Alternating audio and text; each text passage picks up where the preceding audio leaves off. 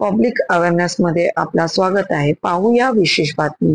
मध्य रेल्वेच्या ठाणे रेल्वे स्थानकावरील प्लॅटफॉर्म नंबर 5 च्या रुंदी करण्यासाठी पहिल्यांदाच मध्य रेल्वेने तब्बल 63 तासांचा मेगा ब्लॉक घेतला आहे।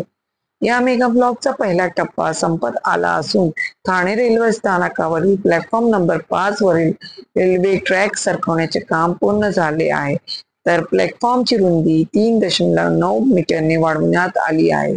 या रुंदीकरणाचे काम अंतिम टप्प्यात असून उद्या दुपारी 3:30 वाजता हा मेगा ब्लॉक संपणार आहे। धन्यवाद।